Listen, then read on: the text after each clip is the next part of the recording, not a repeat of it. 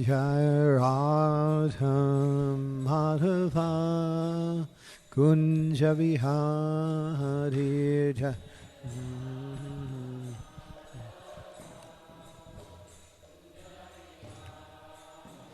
Jai Gopi Jana Vallabha Girivara Dhari Jaya Gopi Jana Vallabha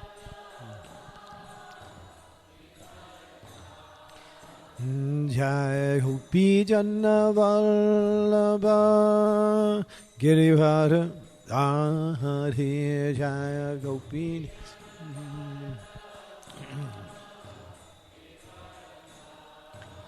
Yasodanandana Prajajanarhanjadaya Sam Yasodanandana Prajajanarhanjadaya Sam Jamunatira Chahari Jamunatira Jamuna Tira Havana Chari Jamuna Tira Jai Radha Madhava Kunja Vihari Jai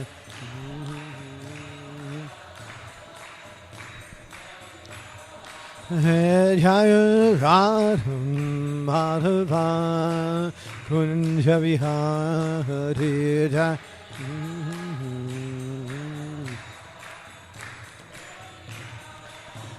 Jai Gopi Jana Vallabha Girivara Dhari Jaya Gopi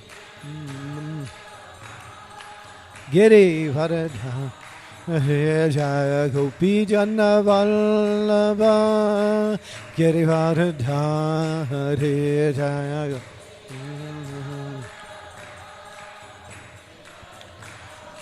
Jasodan Handha Prajajana Hanjaraya Yasodan Nandana Prajajana Hanjaraya Jamuna Tira Havana Chari Jamuna Tira Jamuna Tira Havana Chari Jamuna Jai Radha Madhava Kunja Vihari Jai Radha Madhava Sri Se Radha Madhava Kunja Vihari Jai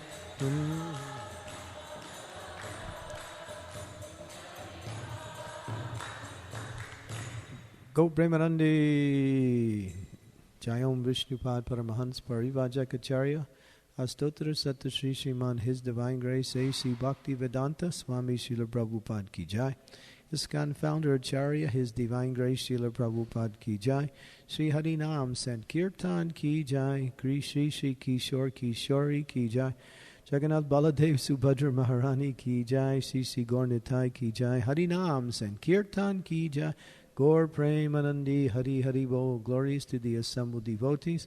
All glories to the assembled devotees. Glories to Sri Guru and Sri Gauranga. Srila Prabhupada Ki Jai.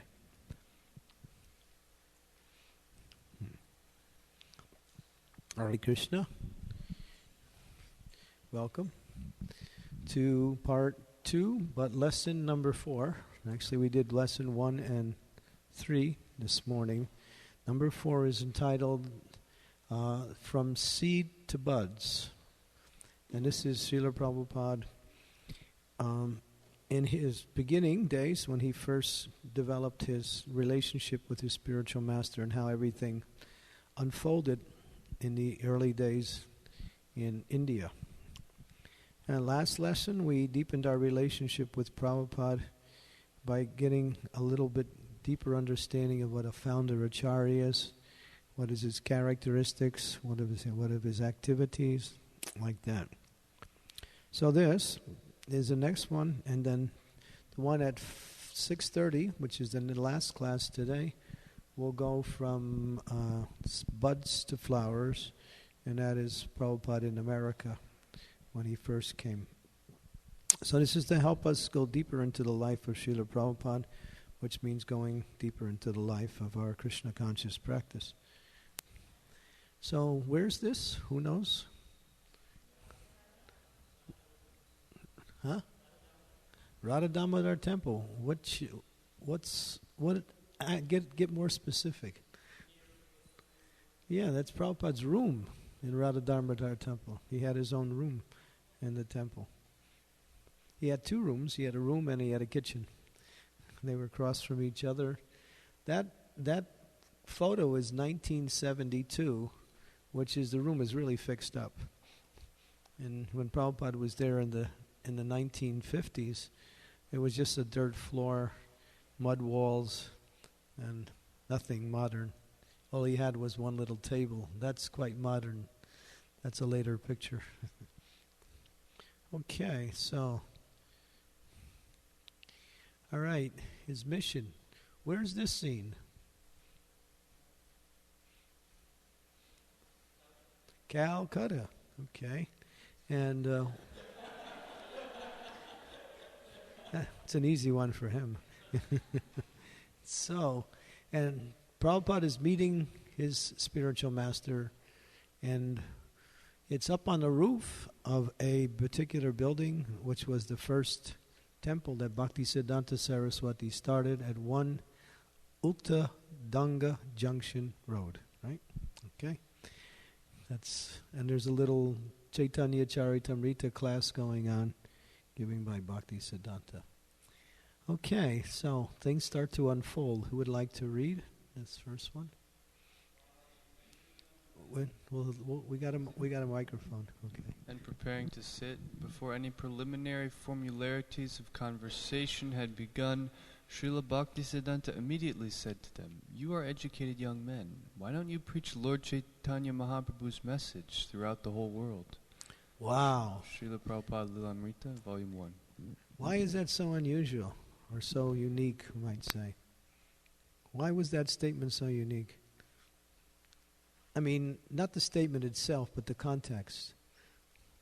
Yes.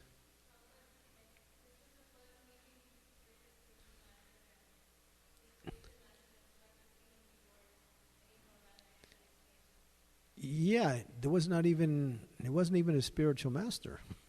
It was just somebody he came to hear. And he paid his obeisances, like in the culture of India, when you go see a saintly person, you offer your respects. And immediately, before he even got up, Bhaktisiddhanta was telling him he should go to the West and preach. Wow. Imagine if that happened to you. It's like all of a sudden you're thrown into immediately, your whole life is being told what to do immediately by someone you don't even know, first meeting. Amazing. And this is from the Lilamrita. Okay. So here's Prabhupada's response or thought at the time.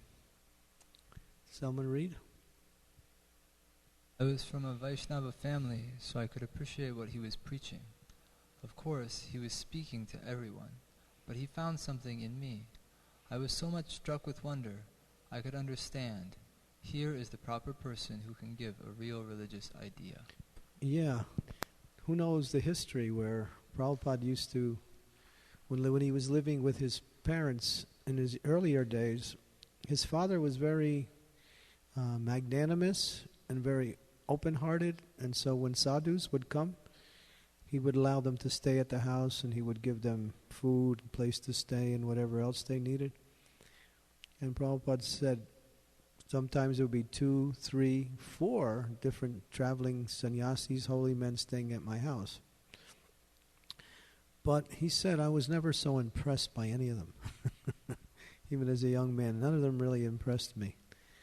But then, after meeting Bhaktisiddhanta, he was really impressed. And just this is only a quick interchange, so immediately he could recognize here was a very special personality. And let me see, what's the next slide here? Okay, this is going a little bit too fast. Let's explore this a little bit longer. What else happened here after, this was said? Who knows? Some history, yes. In India's freedom movement. And what did he say? He said he wants to join the movement for freedom of the country, but Bhaktisiddhanta Saraswati Maharaj told him that there are so many people who are in that movement, and that is really not so important. Spreading the message of Chaitanya Mahaprabhu is much more meaningful and will be much more beneficial for the entire world. And much more immediate. Prabhupada said, we are a dependent nation, so who will listen to our message? First we need Swaraj, we need liberation from the British rule. And Prabhupada was a follower of Gandhi. When it was time for his diploma, when he was supposed to be there at his initiation, he didn't show up. He rejected his diploma as a protest against the British control. So he was into the non-violent movement of Gandhi. So when Bhaktisiddhanta said this, he responded. And Bhaktisiddhanta said, this political party, that political party. There'll always be something. But Lord Chaitanya's message or mission is the need of the time. And Prabhupada was convinced. But that meeting was in 1922. So what actually happened here between Prabhupada and Bhaktisiddhanta? Maybe that's a hard question to answer. Yes?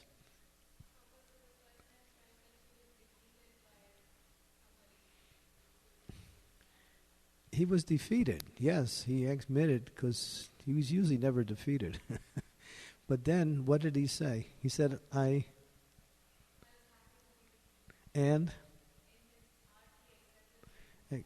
yeah, that's the point. Not officially, but in his heart, he said, this is my spiritual master. And we understand from Shastra that is actually the initiation. When you accept the Guru in your heart, the initiation is the formal consummation of what's in the heart. If the heart is not there, the formal ceremony really has no real meaning. Yes?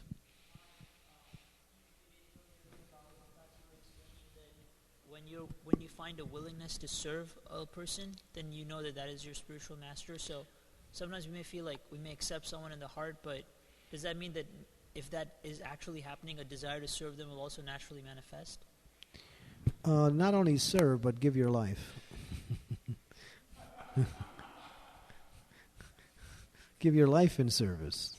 And that's what Prabhupada, he said, I was willing to follow whatever instructions he said. But it was somehow or other, although, that's the understanding. Okay. Someone may ask you to serve, and you may also serve, and you may also be inspired to serve. But if you're willing to give your life in service to work underneath that person, that's the mode of disciple to guru. Yeah, that's the real mode. And that comes from the heart, and that comes from realization, and not simply by someone says, well, there's your guru. Maybe that's yours, but it may not be mine. No one can tell you who your spiritual master is. They can encourage you in a certain direction, but you have to find that within your own self. Okay, so the seed was planted. But what happened? It was a long time after that before anything really manifested. Prabhupada he was married. He had his first son, was born. He was only married for 4 years. His first son was born. Now he was getting a career in Dr. Bose's laboratories. He was becoming a famous pharmacist. So much so that his medicines were being sold in many places, and he was actually developing new medicines. So his material career started to blossom right at this same time. So it wasn't till this, what is this? 32, and this is what's happening here. Prabhupada, so it was 10 years after he met his spiritual master that he actually took initiation. 10 years. So don't complain if you have to wait a year or two. 10 years. Okay.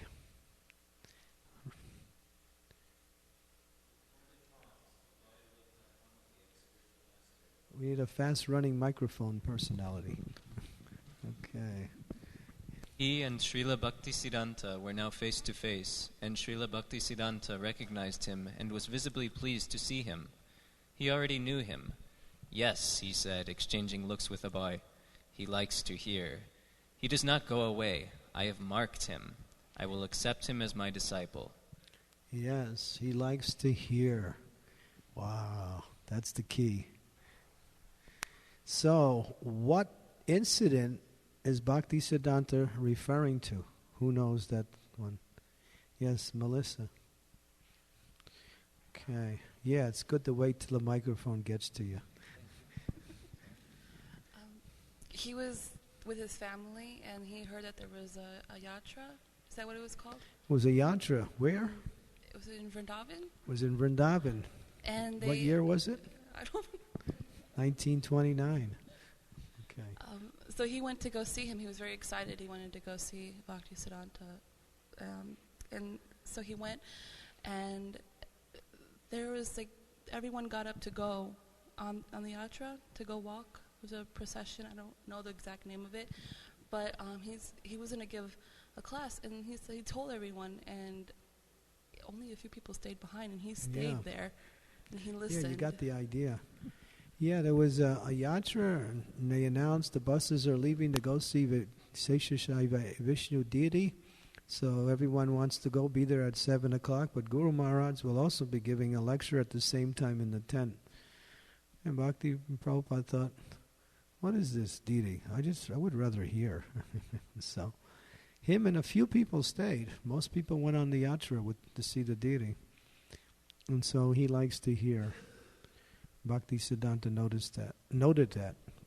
So that's also a qualification for what we say a serious disciple. He likes to hear. We like to hear. Because hearing is where the message is transmitted. So this is from the Lilamrita. Okay. So we'll move on here. What's happening here? Okay, microphone. Jai Jagannath. I don't remember exactly, Maharaj. I know this is at Radhakund. This is at Radhakund in 1935. Here, Bhaktisiddhanta is lamenting. Srila Bhaktisiddhanta Saraswati Thakur is lamenting. Oh, should I read? Deeply concerned, Srila Bhaktisiddhanta said to Abhay, Agun Dwalbe, there will be fire. One day there will be fire in the Calcutta Gaudiya Math, and that fire of party interest will spread and destroy. Yeah.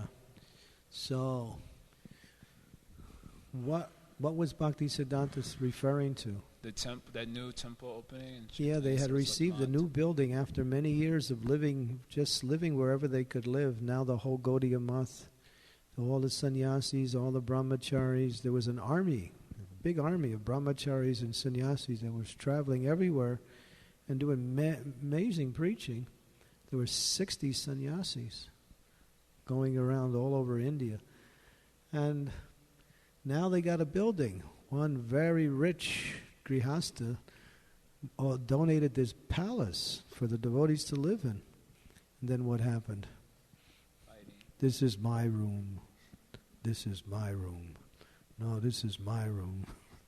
So there was a lot of infighting about, who should be living where.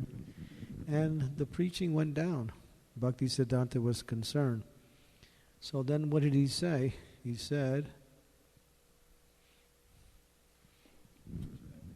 Srila Bhaktisiddhanta then said directly to Abhay, Amar Icha Chila Kichu Bhai Karana. I had a desire to print some books. If you ever get money, print books. Standing by Radha Kund and beholding his spiritual master, Abhay felt the words deeply enter his own life. Yeah, this is actually fundamental to the whole practice of Krishna consciousness. How much Prabhupada wanted his books distributed. Why? Because there was a direct order from his spiritual master. But he also gave reasons. And what were the reasons? Why book distribution is so important in this particular age we live in. Yes, Acharya Nishta. Prabhupada said it was the best way to spread Krishna consciousness, and considered it the Brihad Mridanga, that the kirtan will go for the block, but his books might go all around the world. Yeah, the sound of the transcendental message, just like the biggest yatra outside of India is Russia. There are tens and thousands of devotees, maybe even more, even hundreds, over 100,000 people practicing Krishna consciousness in Russia now. And what was it? A Bhagavad Gita started the whole thing. Prabhupada planted a seed in one Bhagavad Gita. So how important these books are.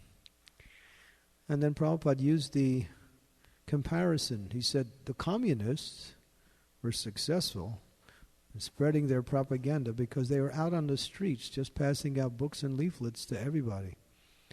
So this is a very good method. He liked that. So, okay.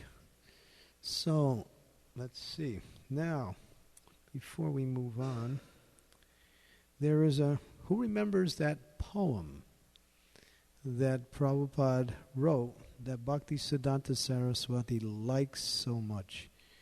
And because he liked it so much, he understood. He said, this person knows my mission. Who remembers that couplet? Yes. Do you remember the actual four lines? Yeah.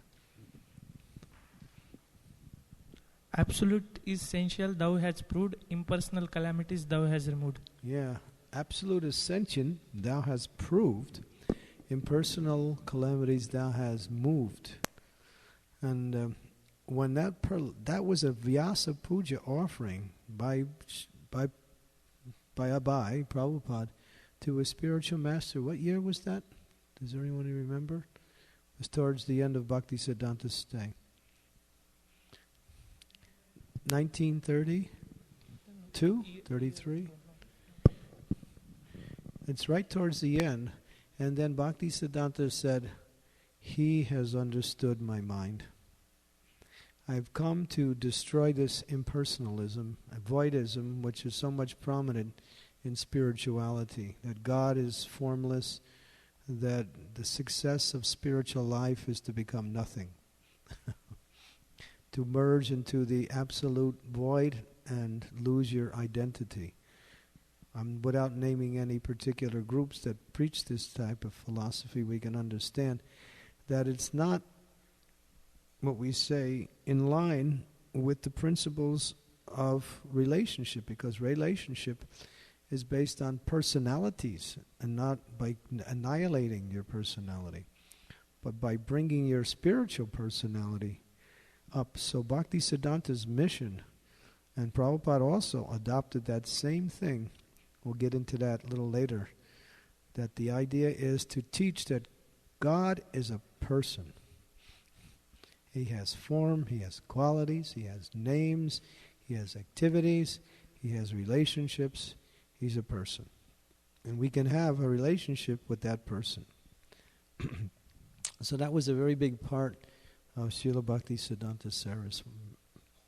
So Prabhupada wrote a letter to his spiritual master in 1935. And that letter was... actually, it was 1936, and was just about a month before Bhaktisiddhanta Saraswati disappeared from the world. And what did he ask his letter? What was that? What was the gist of the letter? Does anyone know? Yes.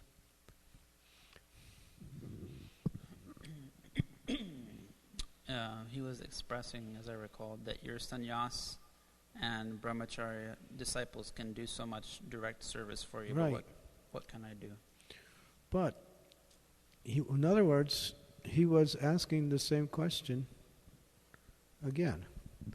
And Bhaktisiddhanta responded, I think. Here, yeah. You want to read that? I'm a householder. Sometimes I give monetary help, while I cannot give you direct service. Is there any particular service I can do? Excerpt from Srila Prabhupada's last letter to his Guru Maharaj in December 1936. This was Bhaktisiddhanta's response 2 weeks later.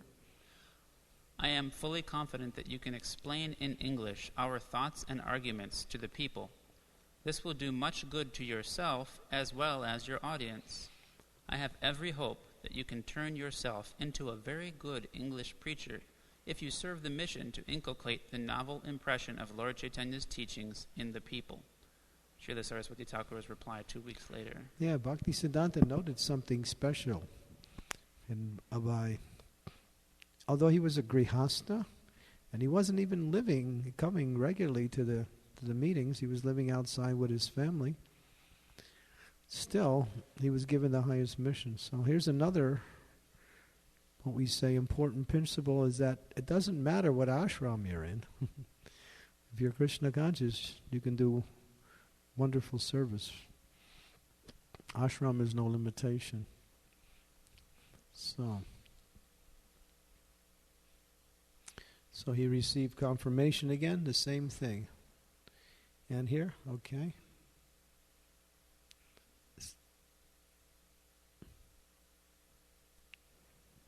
Abhay had once recognized this to be the same instruction he had received at their first meeting in 1922. He took it as a confirmation. There was now no doubt as to the purpose of his life. Yeah, he had to hear it again. So he heard it again just before his spiritual master lived. Then Prabhupada decided, okay, let me see if I can preach in India. He didn't go to the West. He stayed in India. And here was his first, what we say, attempt to do something. And where is this? Jhansi. And Prabhupada created what?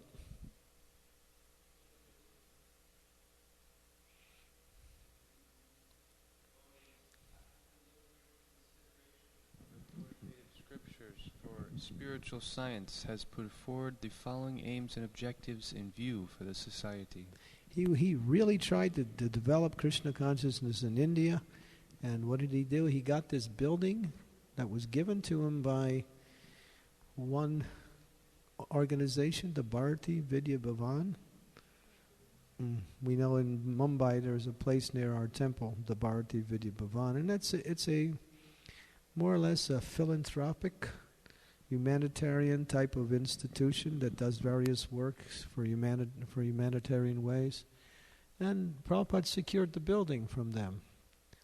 And then he began. And he got his first disciple too, Acarya Bhavakar. Was the first one to follow Prabhupada in India. So, and then Prabhupada decides to start a whole movement in India. Now his spiritual master told him to go to the West. He's starting it in India. Okay, so. And this was some of the things he put down on paper. To propagate spiritual knowledge systematically for checking the imbalance of life to the whole race of India and the world over, with the view to educate the people in general in the techniques of spiritual life as the basis for balanced physic and biological developments of the human race. Psychic. Education. Right? To educate people. We don't want people just to come and look at the deity and go away and nothing changes. Prabhupada he made his mission a mission of education. What is that education? Learning about our relationship with God and how to access that relationship and how to serve God in the best possible way.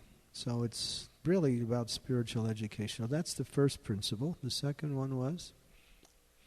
To prove it practically by active work and preaching that Sri Krishna is the only enjoyer of all the outcome of everyone's sacrifice, penance, meditation, arts, culture, science, because he is the supreme proprietor of the whole universe and eternal friend of everybody. To teach us about Krishna, who he is, the supreme enjoyer, Bhoktaram Yagya Tapasam. He's the purpose of all sacrifices, penances. He is the source of all arts, culture, science. He is the foundation of all the universe. He's the supreme proprietor and an eternal friend. He's based that statement is based on that verse from the Bhagavad Gita. And what did Prabhupada say about that verse from the Bhagavad Gita? What did he say? Yeah. It's the peace formula. Some people say, peace.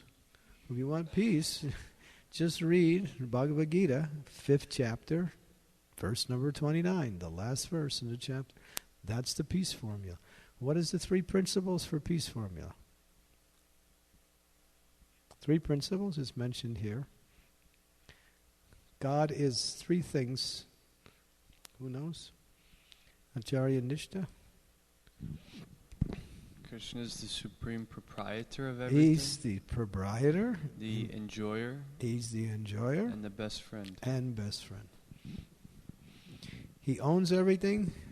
It's all meant for his enjoyment, including us. And he is everyone's friend. So another name for a friend is Surit. Surit means friend, right?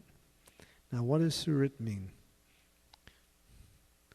What is the 2 words, 2 terms? Friend is described as 3 ways that you can be a friend. But the best friend is a Surit. What does Surit mean? S-U-H-R-T.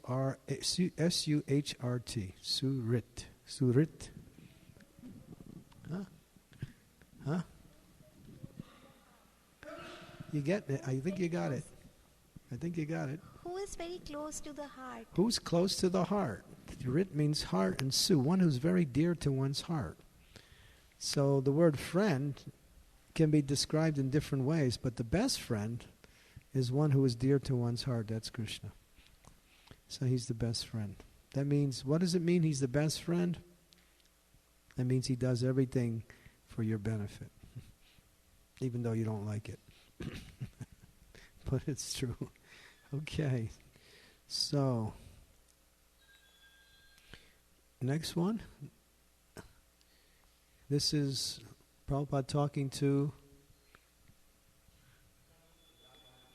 the Prime Minister. Yeah, Lal Shastri? Badhu Shastri. He was the Prime Minister of India. Prabhupada is trying to convince him about his what? Srimad Bhagavatam. What inspired Prabhupada to write his Bhagavatam? Who knows that one?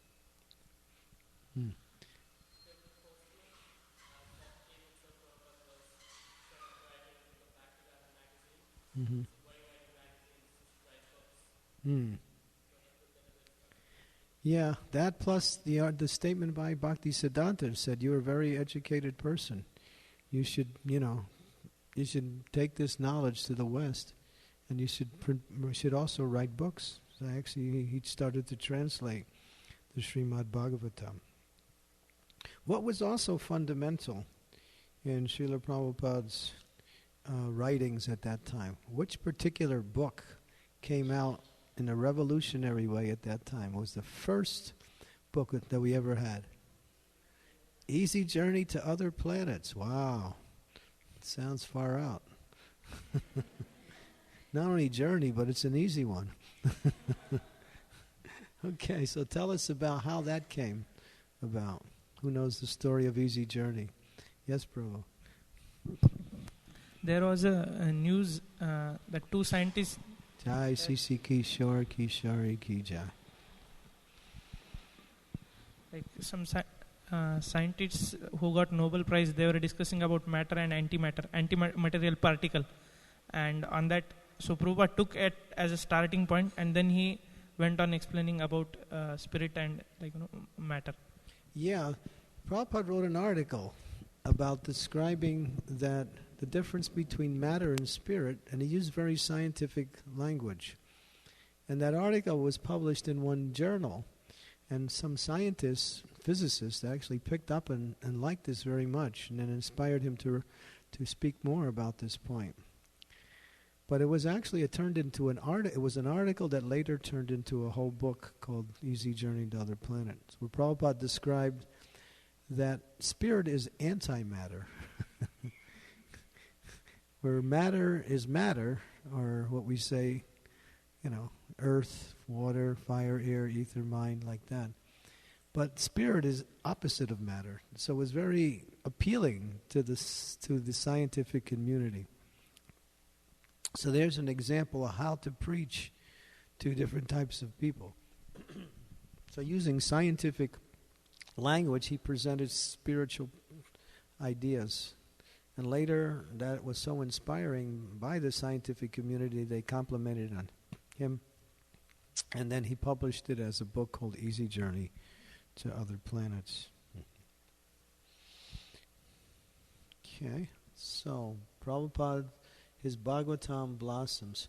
What's that little thing up in the corner there on the left-hand side on the top? It's a printing press. That's how Prabhupada was printing his... What else happened during that time? Another particular periodical that came out for the first time. It's still out, yes. Back to Godhead. What year was that? Who knows? 1944 was the first Back to Godhead. It was, what was it? 2 or 3 pieces of paper with an article on it written by Prabhupada. That was Back to Godhead. Now it's a magazine, right? So Prabhupada started that in 1944, and he was just writing little articles on social, political, or spiritual topics, sometimes challenging the politicians about the way they were organizing society and using spiritual terminology. So Prabhupada was really, he was like just putting out so much. He also wrote this thing called Gita Nagari. That also happened at that time. There was an article that Prabhupada wrote was called Gita Nagari. And later he named one of our communities in Pennsylvania named Gita Nagari. Well, what was Gita Nagari? Gita Nagari was the ideal living society. How to live ideally based on the teachings of Krishna in the Bhagavad Gita.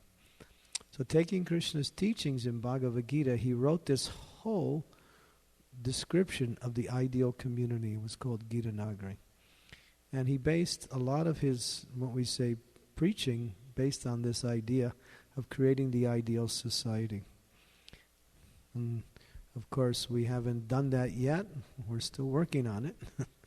But that was Prabhupada's vision, to have the ideal community where everyone is living according to the principles in Bhagavad Gita spoken by Krishna himself.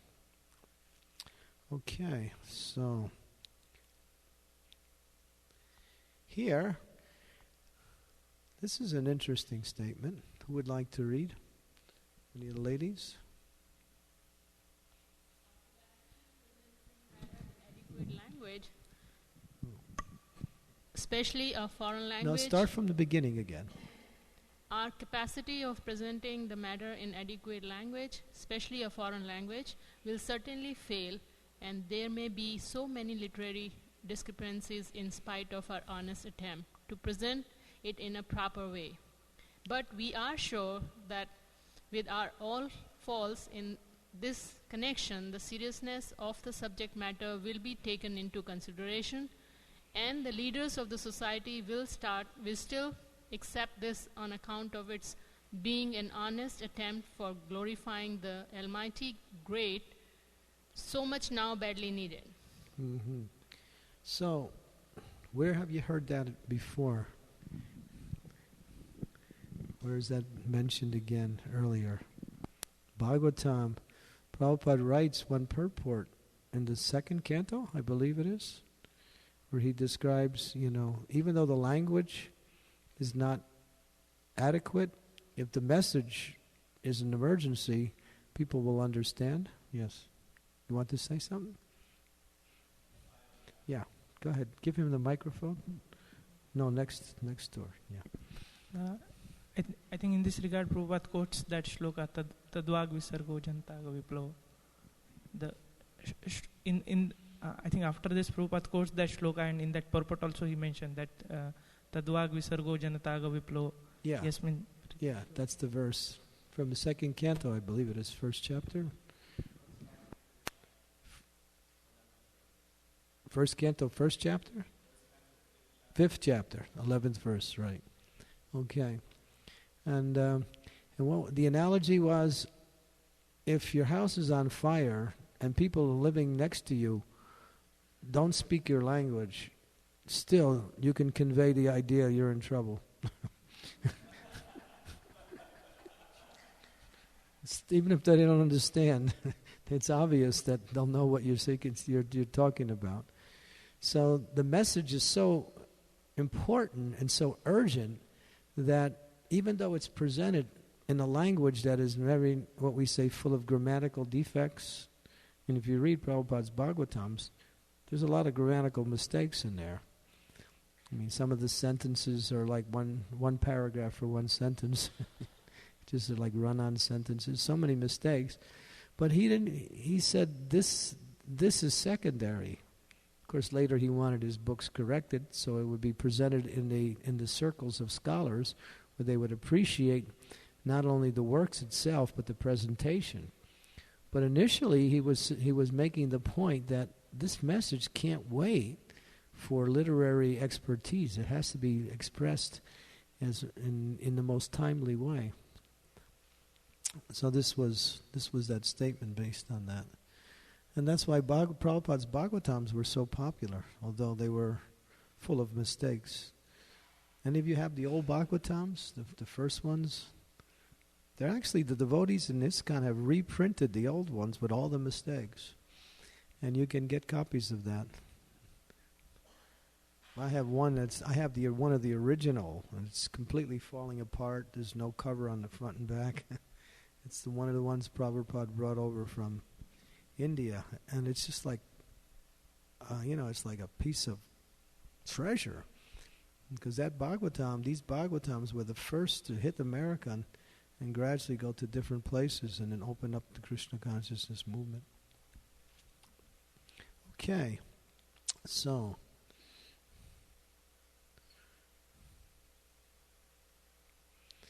okay, this is his dream now. What's happening? We're moving into nothing. Another one.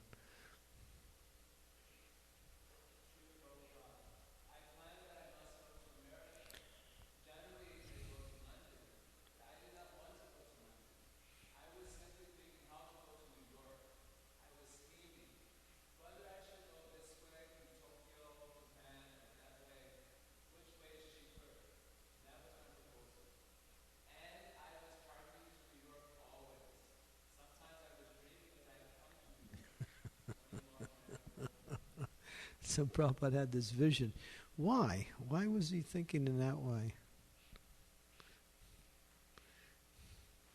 I mean, there's many answers to that question, or there's a few answers anyway. Yes, Asraya. New York was the kind of the capital of the world in terms of leading. It's capital of Kali Yuga. Yeah. Kali's capital.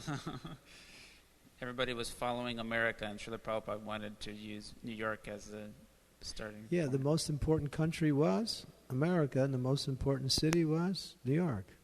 So that's Prabhupada's dream. He also said, my godbrothers, they failed in so many places, so if I have to fail, let me fail in a new place.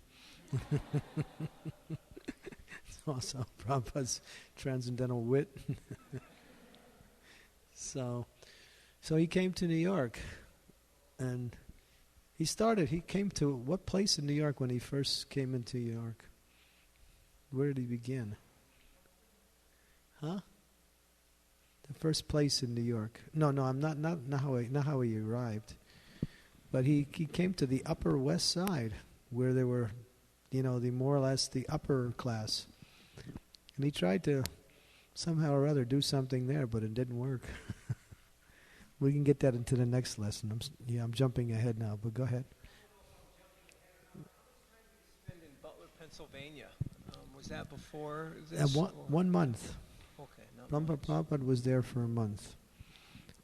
And then he moved on and he went to New York. But that was where he landed in Boston, and then 2 days later he arrived in New York, and then he was put on a bus by an official person and driven to Butler, Pennsylvania, and he stayed there, Sally Agarwal's house, for a couple of weeks, and then they moved him to the YMCA. Prabhupada was in the YMCA. And then after a month there, he decided to go back to New York and start doing his work. Yeah. Okay. I forgot one part. Prabhupada was a householder, but when he came over, he was a what? Sannyasi. How did that happen? Wow. Anybody want to tell that story? That's an interesting one. Yes, Mataji.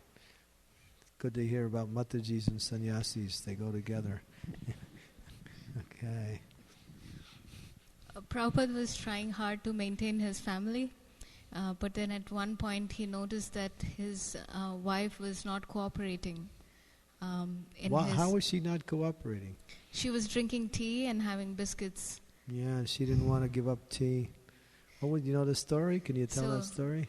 So one day she traded Prabhupada's Bhagavad Gita first manuscript for biscuits and tea. Yeah, she traded his bag of Bhagavad Gita or Bhagavatam manuscript? Bhagavatam manuscript, I think.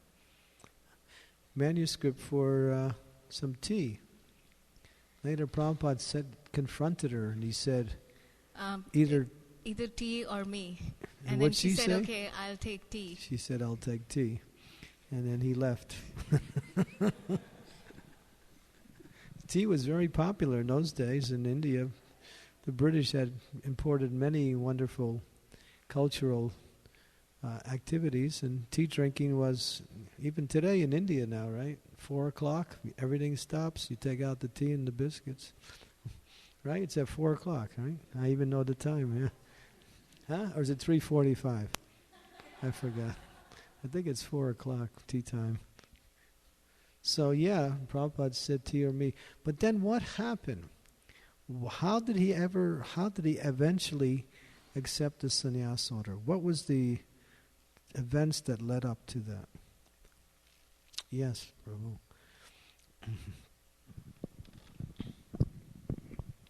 Prabhupada was trying to preach, so that time one of his godbrothers said, if you really want to preach, if I'm not wrong, ISKCON Maharaj, then you please take sannyas. And that led him to take sannyas.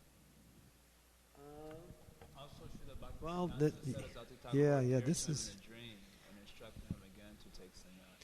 Prabhupada had a dream. He woke up in the middle of the night and he ran to Sridhar Maharaj and said, Guru Maharaj is appearing to me and he wants me to take sannyas.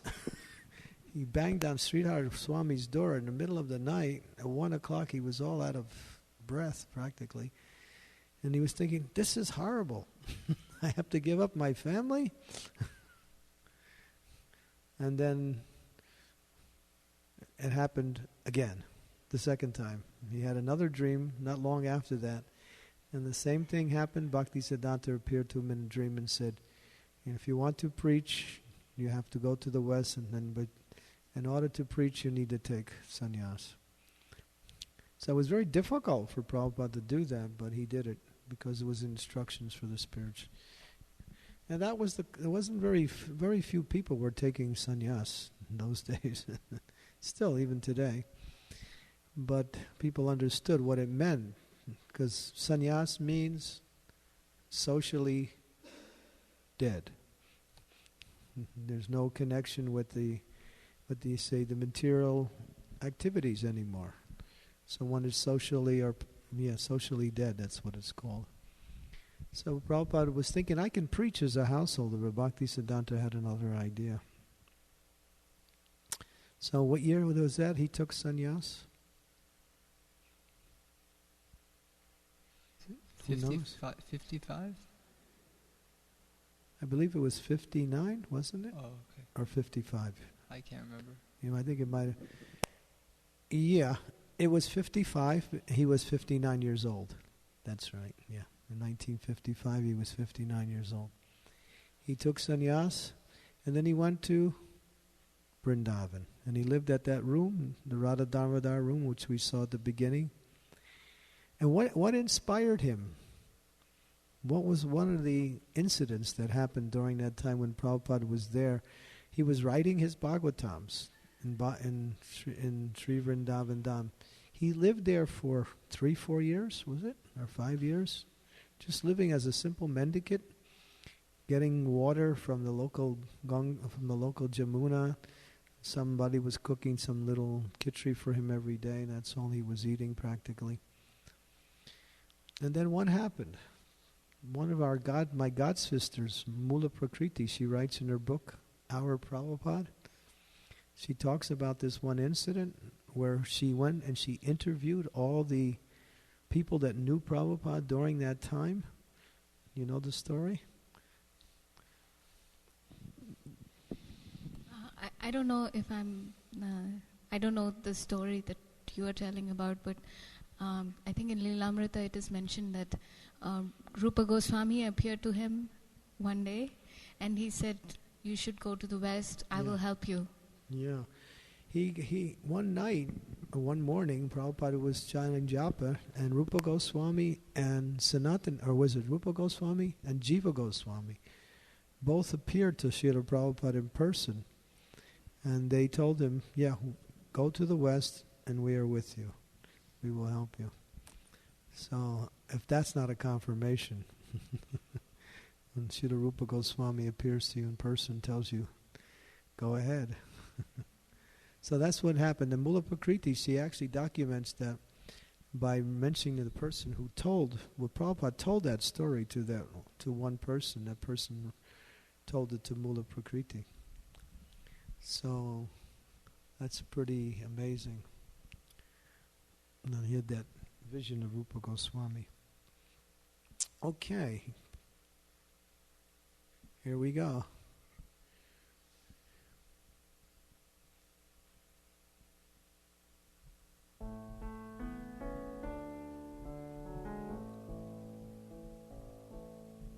Prabhupada boarded the Jala Duta today.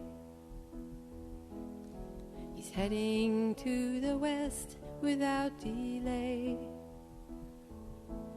His books are in their trunks just like gold. He carries a message true and bold. His teacher wanted Prabhupada to go to the places where people did not know that the God we all pray to is the same, and Krishna is his original name. Blow winds on the water, oh Atlantic, please bring him here so his message of service can spring anew, pleasing as the morning dew. The Absolute is sentient, as proven long ago. Life comes from life, it has always been so. Impersonal deception is the only veil, puts a soul on calamity's trail. Blow winds on the water, oh Atlantic, please bring him here. Then the clouds that carry illusion's blight will scatter from his words of light. Prabhupada boarded the Jala Duta today. His heart attack will come along the way. Krishna will know just what to do, becoming a special rowing crew. Row, row, all the incarnations, bestow your mercy. Please be kind, let him land here safely. Let freedom ring, let my heart have a song to sing. Prabhupada can see Boston Harbor now. Oh, Atlantic, I see him on the bow.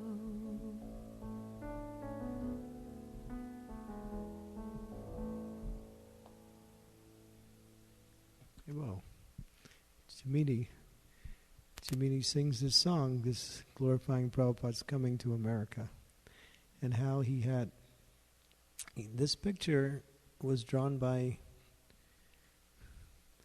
one god sister, she's the wife of Gorhari, I forgot her name. Anyway, she drew these two pictures of Prabhupada. You see Prabhupada with Krishna, and there's the scripture and the Lord Chaitanya and the different incarnations. When Prabhupada had to cross the Atlantic, it took him 39 days, almost 40 days on the sea. And he had 2 heart attacks. And the second heart attack was quite severe. And he was all alone. The only person he knew on the whole ship was the captain, Captain Pandai, and his wife. And he was practically all alone, just reading his Chaitanya Charitamrita. He had a Chaitanya Charitamrita with him. And he spent 40 days. And he describes being on the ocean. He said, when there is no when the waves are calm, it's foggy. And when it's not foggy, it's always rough. Have you ever been seasick? Oh, I just went on a boat trip in London. It was from August 19th to August 27th.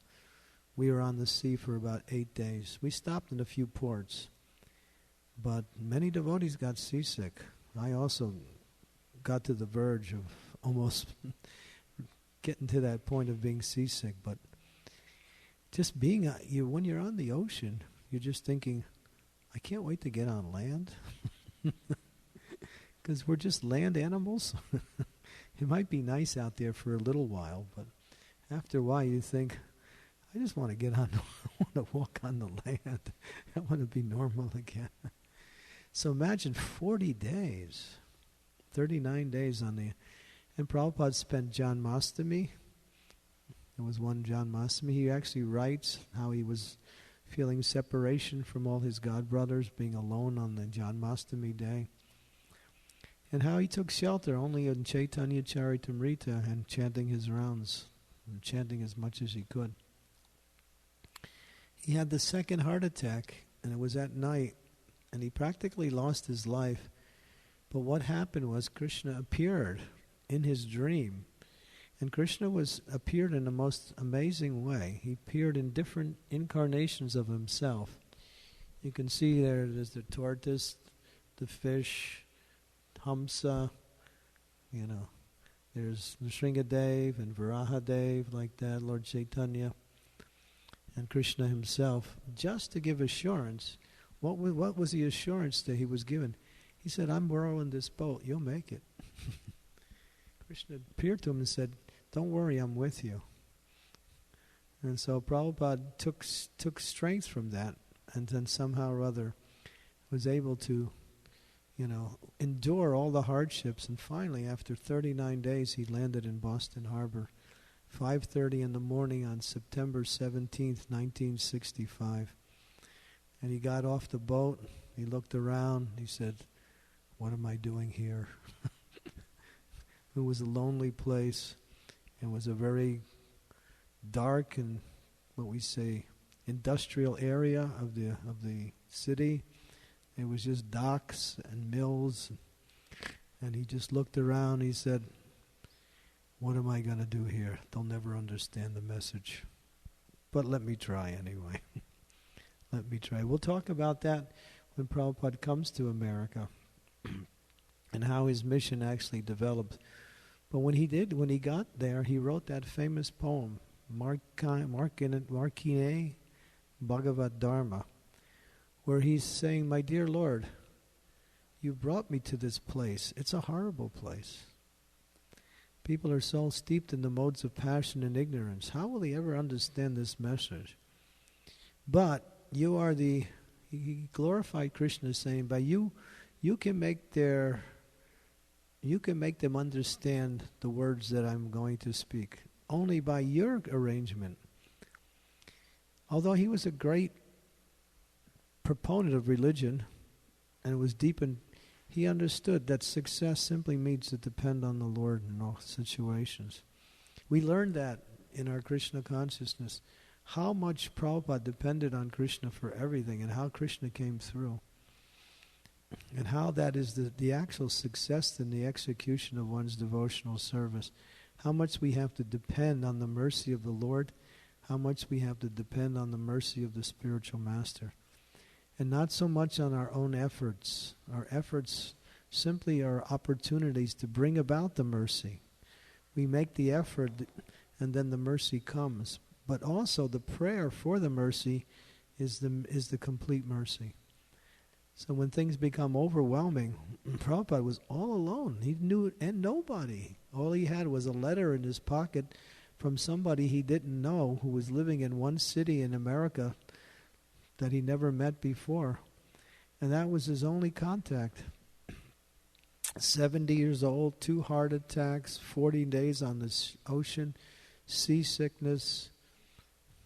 It's not like, Krishna could have sent him a TWA airplane ticket and said, all right, just jump on that and you can go and come to America. Krishna could have did that, but he didn't. Why? Why did Krishna make it difficult for Prabhupada? Yes. Yeah, to show the glory of such a personality, that this person is willing to do anything or whatever is required to carry out the instructions of his spiritual master. And that's Krishna's way of showing the world the quality of a great soul, is that they don't see any impediments. Prabhupada talks about Vishwanath Chakravarti Thakur, famous commentator on Shastra. He commentates on the second chapter of Bhagavad Gita, 41st chapter, in which he says, Krishna says, Vyasapaya buddhir ekeha kunanandana buhu sakya yanatascha buddhyo vyavasahinam, that those who are resolute in purpose and their aim is one, they're fixed. They can actually understand how to achieve the goal. Resolute means keeping your mind on the goal. And Vishwanath Chakravarti Thakur explains this verse. Resolute in purpose means whether it's easy or whether it's difficult, it's not a consideration. That's what resolute in purpose means. Easy or difficult is not the consideration. It's the instructions that they're consideration. And Prabhupada had that. And he said, based on this principle, I executed my instructions to my spiritual master, and I was successful. But he also writes, I had to walk through fire to spread this movement. It wasn't easy. It wasn't easy. There were times where Prabhupada was in America. This was in the first few months, and nothing happened. Nothing happened for about a year. He met a few people, but things came and gone. And he used to go down to the docks where the boats would come in and check the schedule of the boats going back to India. And then he would just check it, and then he would leave. And he was doing this every day for a while. And one man, ticket seller, said to him, you're coming every day, you're checking the schedules, but you never buy a ticket. And Prabhupada, they said Prabhupada never really responded to him, he just smiled. But in his heart, he was thinking, I came, I tried, I failed, let me go back. But then he said, no, let me stay. So somehow or other, he stayed, and after about a year, practically a year, it wasn't until the middle of 1966 that things started to develop. So what hardships did Prabhupada have to go? And he had a third heart attack in 1967. And when the doctor examined him, he said that you were supposed to leave the world at this time. And Prabhupada said, yes, Krishna. I was praying to Krishna, I need some more time. My mission is not even begun, what to speak about completed. So this is a beautiful illustration of how Krishna took care of his pure devotee and just appeared to him in a dream and gave him assurance. Just continue on, I'm with you. So I think this is the last slide in this. This begins lesson number 5, which starts at... What time is it now? 4:30. We still have a half hour for this one. Should we go into this lesson, or do we want to ask some more questions onto this one about Prabhupada and his pre-days of coming to America? Any questions, comments? Anyone? Richard?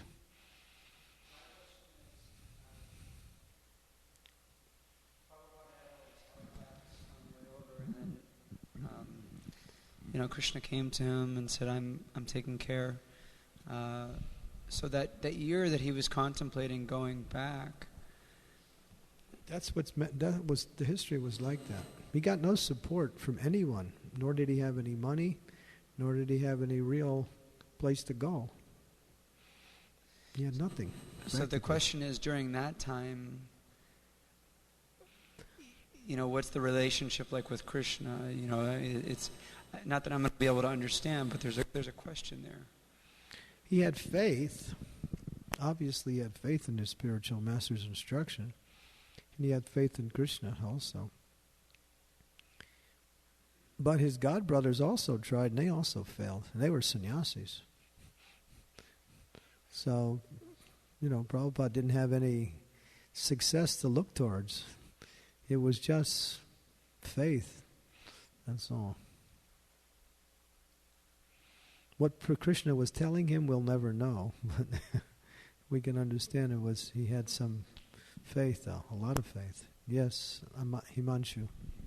Maharaj, in my own personal experience, I feel that sometimes I'm like waiting for that big test, like when you get that big instruction, like, okay, now go and write a book or something. But frankly, like even the small instructions that I've already been given, I don't follow them so well. So you want some help? Yes, Maharaj. How do we realize that we're actually being tested every single day on the instructions that we've been given? We're always waiting for, the big one. Yeah, at every moment you can choose whether you want Maya or Krishna. That you can do, but when you talk about tests, sometimes you get faced with a real test and you have to decide. Am I going to take shelter of Krishna with faith, or am I going to just take shelter of what I know and what I usually do, because it's easier that way? Many times it's just like it's faith. You have nothing to go on. But what do the Christians say? The Christians have a very nice definition of faith.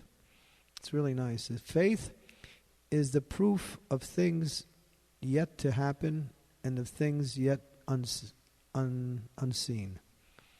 So something has yet to happen or something that's yet unseen. What is that proof? Faith.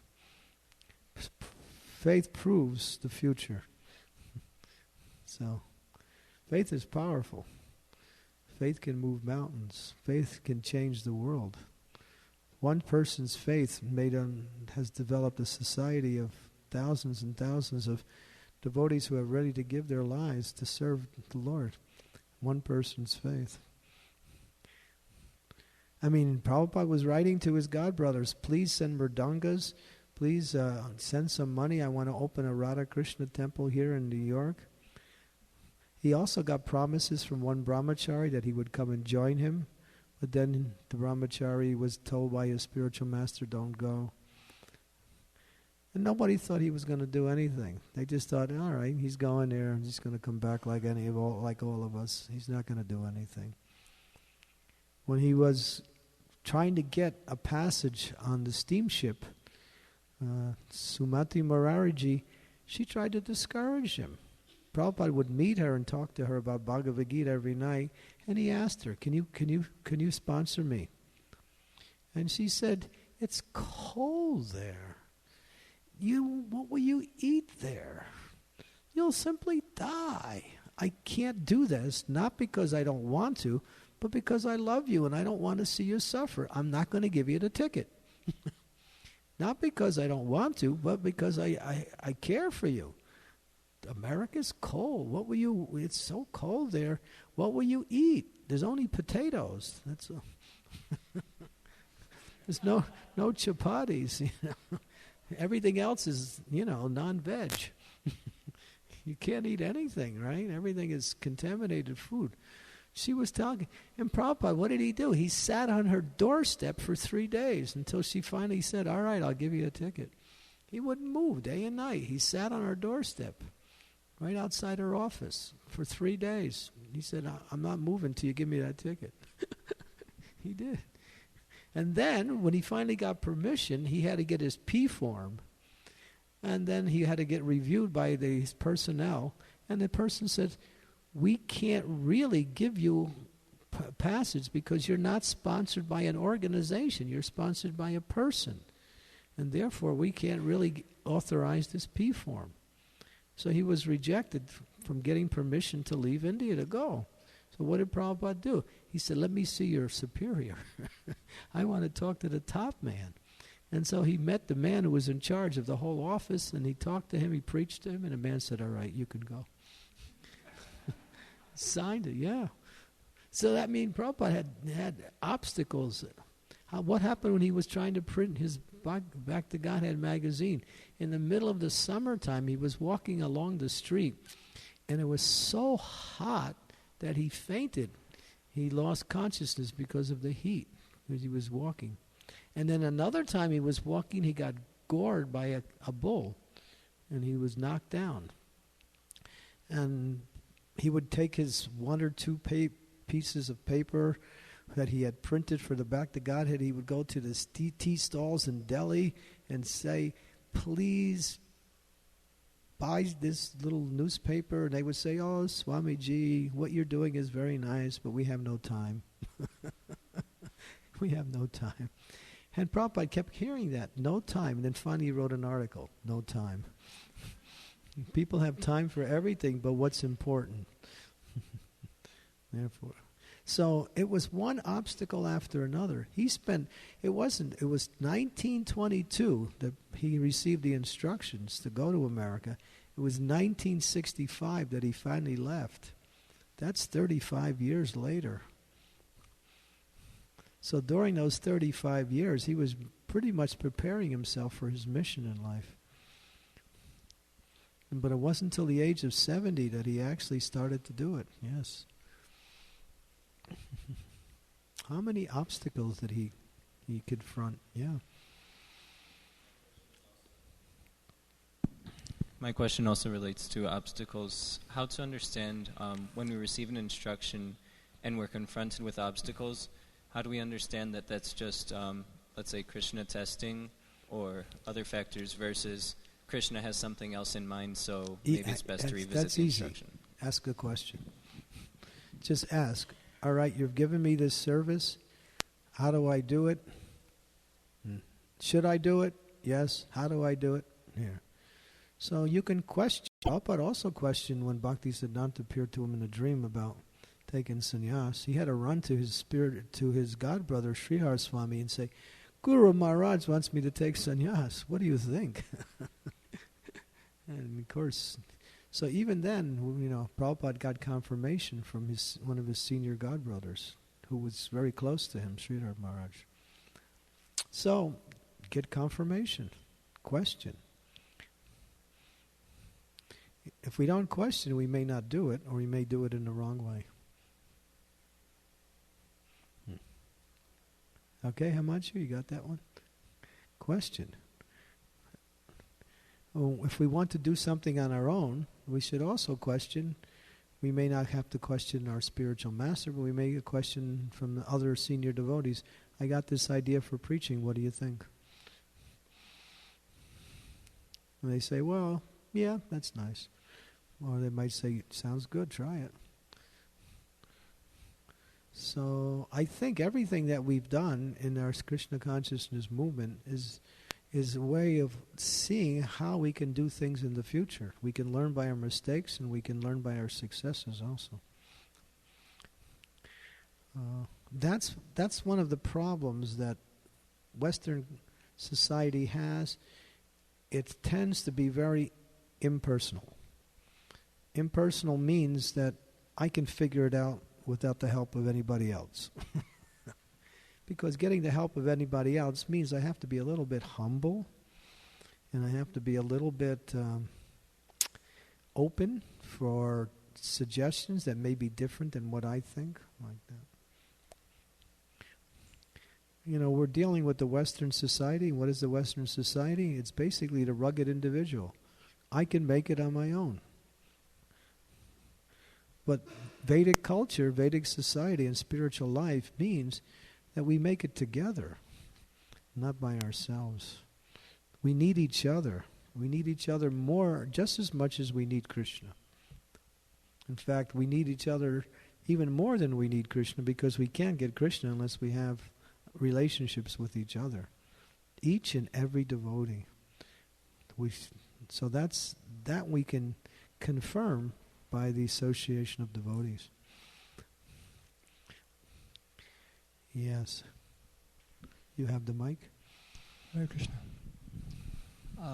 One thing I had heard is that one person was asking Srila Prabhupada, Swamiji, why did you wait so long to come? You got the instruction when you were, in your 20s, and now you're 70 and you're finally Prabhupada said, I was in Maya.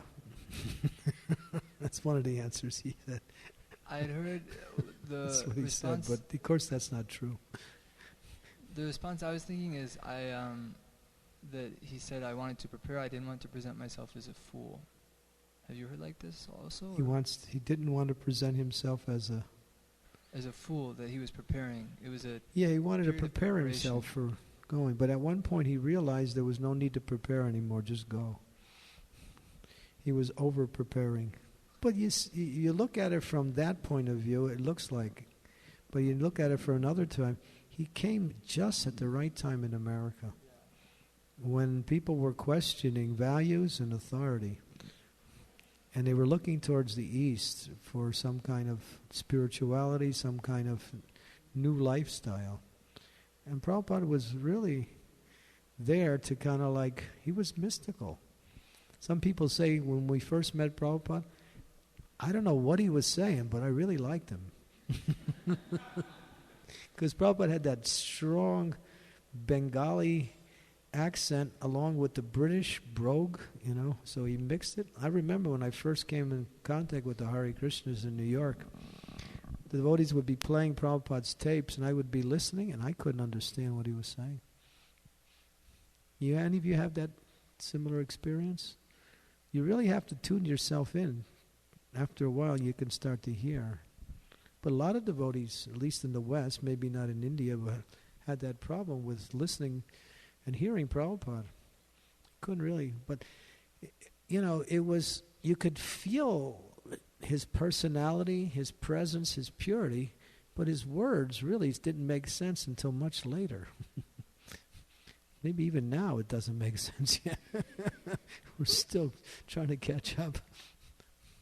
So, yeah. Okay, burning question. Well, thank you, Maharaj. Krishna. It seems that faith can be shaken. I was wondering if you could comment about how, Prabhupada, he was able to go to his god brother. In ISKCON, we have so many different gurus. So if I look at a Prabhu, he may not have the same guru as me, but we're all god brothers. So, if you say, well, my guru says this, your guru says that, then as a family, ISKCON, sometimes that can be a thing that might shake the faith.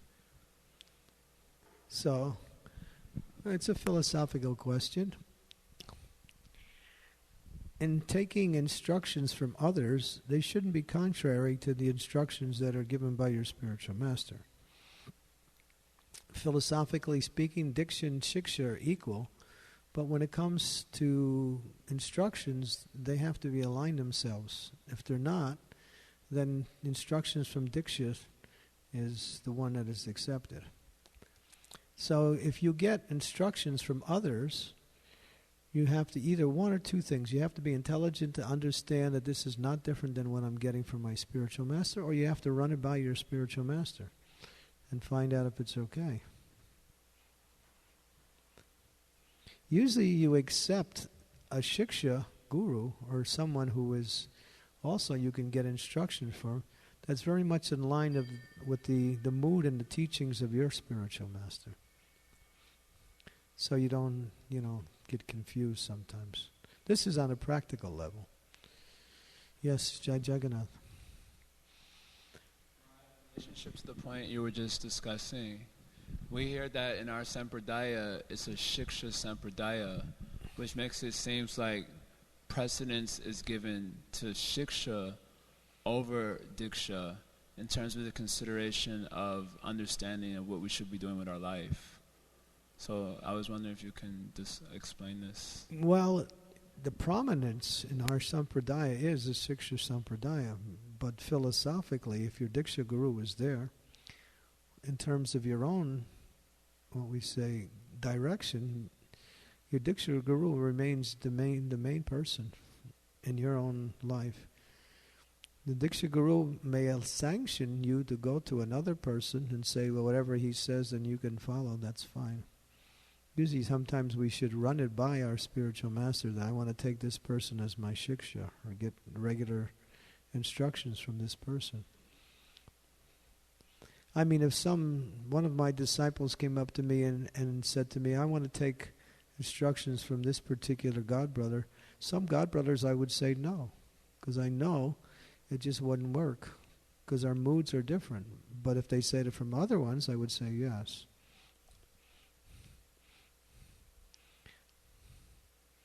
Although everyone is following Prabhupada.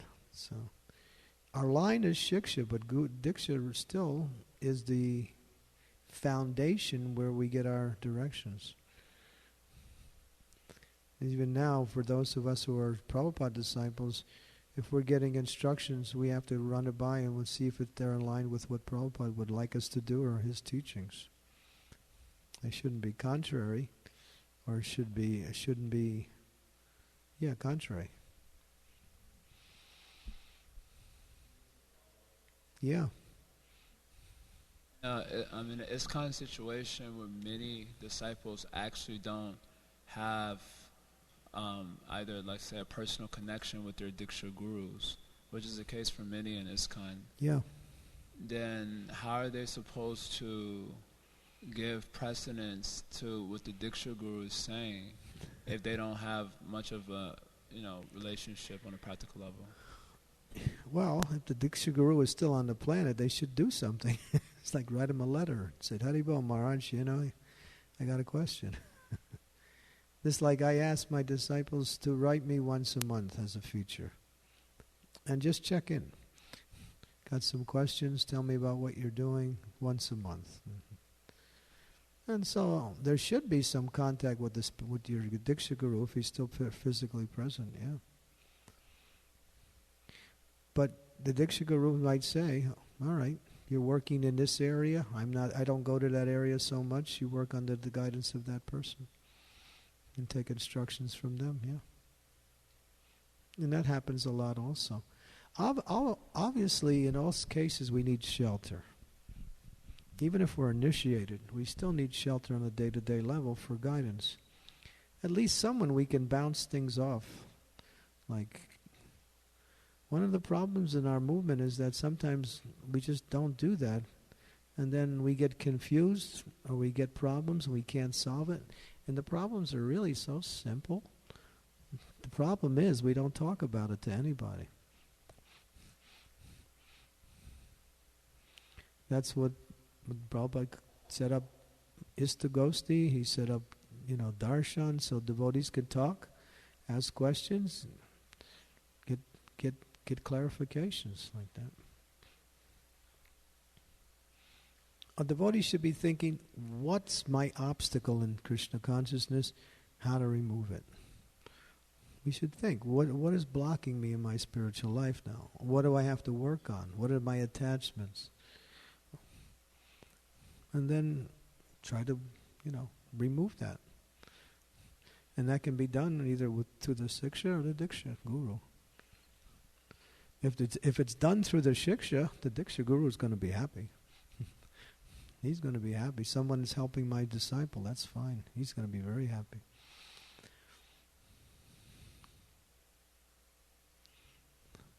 So, get a buddy.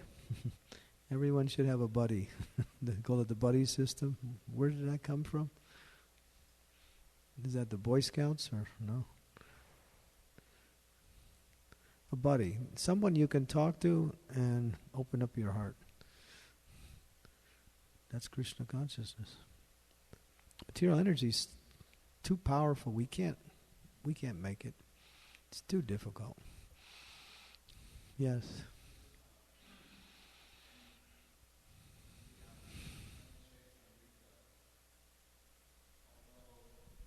Krishnadas Kaviraj Goswami, Diksha Guru or Spiritual Masters Nityananda Prabhu, he's specifically remembering Rupa and Raghunath at the end of every chapter.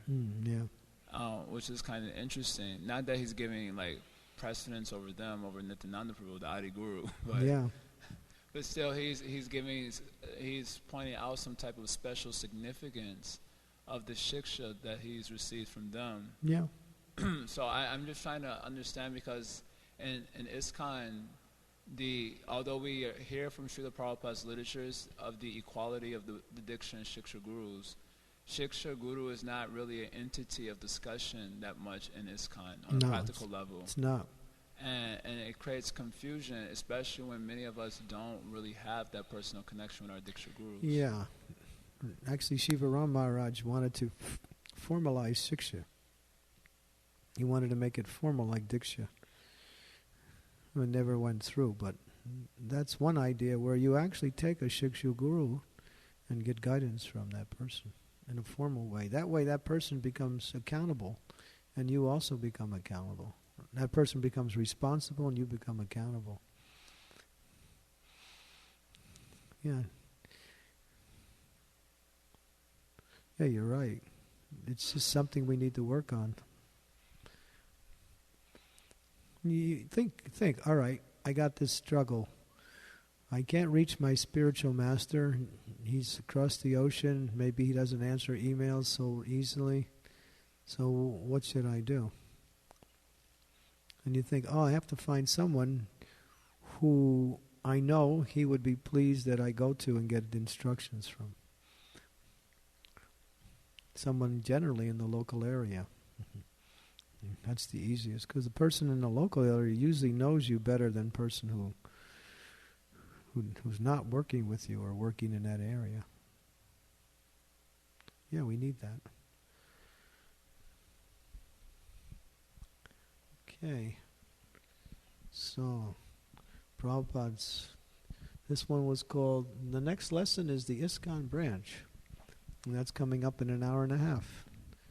So, break, but come back. You promise? Okay. Come back, because I really need your association. It's all right. So come back, and then we'll talk about how it all developed in America. And this is also quite interesting. And then tomorrow, there's 3 lessons also. We added an afternoon lessons. It's not on the schedule. It's from 2 to 3:30 tomorrow afternoon. First one's 10:30 to 12, 2 to 3:30, and then the Sunday Fish class will be the final one.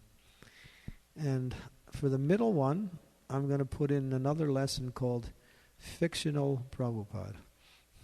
What people think Prabhupada is, but he's not. So this is an interesting one. And then we'll get to the last one, your Prabhupada, the real Prabhupada. Okay, thank you. See you in an hour and a half. Srila Prabhupada Ki Jai.